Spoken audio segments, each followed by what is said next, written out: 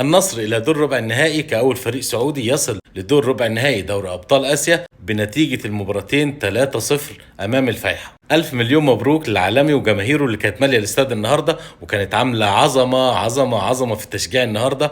بصراحة أنا كنت بتفرج على حاجة ممتعة جدا في المدرجات وحاجة ممتعة جدا داخل الملعب النهاردة. أديته أداء عالمي زي الفرقة بالظبط. تعظيم سلام لجمهور النصر. وندخل على المباراة النهارده. النصر كان فيه غيابات كتير النهارده، بس مع ذلك كان بيلعب نفس طريقة اللعب اللي هي 4-2-3-1. الفيحاء كان بيلعب بطريقته المعتادة 5-4-1. المفروض ان هو خسران واحد المباراة اللي فاتت، يجي هنا يعوض يهاجم شوية، لا ما يهاجمش، يفضل يلعب ب5-4-1. انا عمري ما شفت فريق بيلعب بالطريقة دي طول ال90 دقيقة. 5-4-1 5-4-1، يعني مقفل دفاعيا بطريقه رهيبه. حتى هو خسران 2-0 لما حب يغير طلع لاعب وسط ونزل مدافع. بصراحه المدرب بتاع الفيحاء ده يعني معرفش هو جاي متسيستم على الدفاع وبس يا اما فلا، اللهم الا بس لما كان يبقى معاهم الكوره وعاملين هجمه مرتده كان بيبقى شكلهم في الملعب 3-5-2. هو ده اول ما تتقطع منهم الكوره بيرجعوا فورا 5-4-1. انا معرفش ازاي بيقدروا يتحولوا من الهجوم للدفاع بالطريقه دي. انا عمري ما شفت فريق سريع جدا في التحول من الهجوم للدفاع بالشكل ده،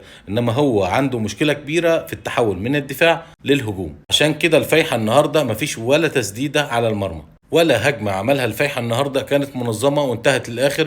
مفيش غير اللهم الا طول 90 دقيقه شوطه واحده وما كانتش على المرمى. والنهارده النصر فهم اللعبه صح وعرف ان هو مش هيخترق من داخل الملعب، بدا ان هو يلعب على الطوليات وعلى العرضيات. وقدرنا من تمريرتين في قمه الروعه من الخيبري في الدقيقه 17 في الشوط الاول لاوتافيو ويحطها جون رائع، وتمريره في الشوط الثاني من بروزوفيتش لكريستيانو عشان بمجهود قوي منه يحط الهدف الثاني، وتنتهي المباراه 2-0. وبكده ماتت المباراه وضمن النصر الصعود لدور الثمانيه. وزي ما حييت وليد عبد الله المباراه الاولى على ادائه الرائع وتركيزه القوي طول المباراه، بحييه النهارده على ادائه الرائع وتركيزه القوي طول المباراه، لانه في الشوط الثاني كان ممكن يدخل في النصر هدفين لولا تركيز وليد عبد الله. انقذ النصر النهارده من هدفين محققين. فتاني مره برافو وليد عبد الله، حارس كبير. يوم ما بنحتاجك بنلاقيك ومركز وصاحي وفايق، واتمنى لك التوفيق في اللي جاي ان شاء الله. اما اوتافيو النهارده الواحد مش عارف يقول فيه ايه بصراحه. اول حاجه تحرك رائع في الهدف الاول، قدر ان هو يحط براسيه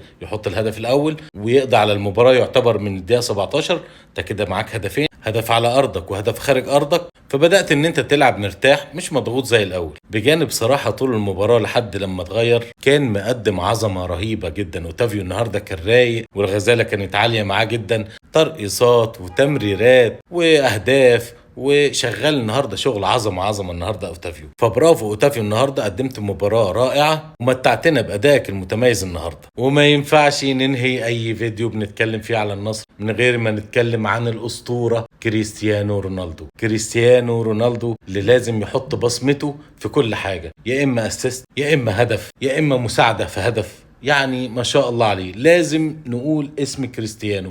ما ينفعش نعدي الفيديو من غير ما نتكلم عن كريستيانو. كريستيانو النهارده بيحط الهدف الثاني وبيأكد على صعود النصر لدور الثمانية بأقدامه، وقدم النهارده مباراة جميلة مع بعض الإخفاقات في بعض الأوقات من المباراة، لكن ما فيش مشكلة. احنا كنا مرتاحين، معنا هدفين من أول المباراة يعتبر من الدقيقة 17، فما عندناش مشكلة.